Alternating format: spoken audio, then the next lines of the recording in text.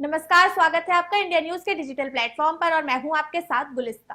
भगवान जगन्नाथ की यात्रा की शुरुआत हर साल 20 जून 2023 से ओडिशा के पुरी में निकलने वाली विश्व प्रसिद्ध जगन्नाथ यात्रा की शुरुआत हो रही है। हर साल यह यात्रा आषाढ़ माह में शुक्ल पक्ष की द्वितीय तिथि को निकाली जाती है और आषाढ़ शुक्ल पक्ष के 11वें दिन जगन्नाथ जी की वापसी के साथ इसी यात्रा का समापन होता है। इस यात्रा में शामिल होने के लिए देश विदेश से लाखों श्रद्धालु आते हैं और उड़ीसा का जगन्नाथ मंदिर 4 पवित्र धामों में से एक है। यहाँ पर श्री हरि विष्णु के 8वें अवतार श्री कृष्ण के साथ उनके बड़े भाई बलभद्र और बहन सुभद्रा की पूजा होती है। जगन्नाथ मंदिर में तीनों मूर्तियों का विराजमान है। आपको बता दें कि कहा जाता है कि भगवान जगन्नाथ की रथ यात्रा को एक मजार के सामने भी रोका जाता है। तो अब सवाल ये है कि आखिर भगवान जगन्नाथ की यात्रा को मजार के सामने ही क्यों रोका जाता है। तो आइए जानते हैं भगवान जगन्नाथ की रथ यात्रा को मजार के सामने रोकने के पीछे की क्या कहानी है।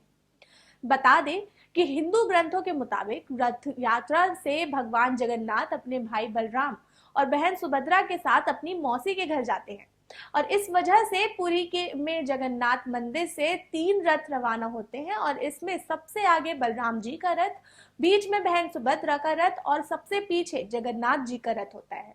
माना जाता है कि एक बार भगवान जगन्नाथ की बहन सुभद्रा ने उनसे नहर देखने की इच्छा जाहिर की तो वो उन्हें अपने भाई बलभद्र के साथ रथ पर बिठाकर ये नहर दिखाने लेके चले गए थे और इस दौरान वो भगवान जगन्नाथ अपने मौसी के घर गुंडिचा भी पहुंचे, वहां पर 7 दिन ठहरे थे। बता दें कि यात्रा के बारे में बताया जाता है कि इस रथ यात्रा के दौरान एक मजार पर भी भगवान का रथ रोका जाता है। ये मजार ग्रैंड रोड पर लगभग 20 मीटर आगे है और जैसे ही ये रथ वहां से गुजरता है तो दाहिनी ओर एक मजार है जहां इसे रोका जाता है। मजार पर रुकना है भगवान का रथ। आपको बता दें कि पौराणिक कथा के मुताबिक जहांगीर के वक्त एक सूबेदार ने ब्राह्मण विधवा महिला से शादी कर ली थी और उसके एक पुत्र हुआ और जिसका नाम था सालबेग। मां हिंदू होने की वजह से सालबेग ने शुरुआती से ही भगवान जगन्नाथ पंथ के प्रति आस्था थी।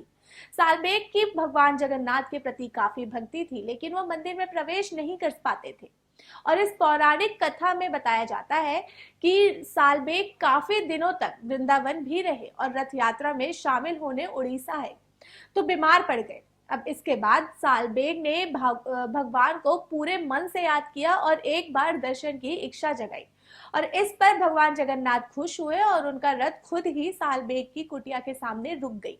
वहां भगवान ने सालबेग को पूजा की अनुमति दी। सालबेग को सम्मान देने के बाद ही भगवान जगन्नाथ का रथ आगे बढ़ा और आज भी सालबेग की याद में ये परंपरा चली आ रही है। फिलहाल के लिए इतना ही और भी अपडेट्स के लिए जुड़े रहे इंडिया न्यूज के डिजिटल प्लेटफॉर्म के साथ। धन्यवाद।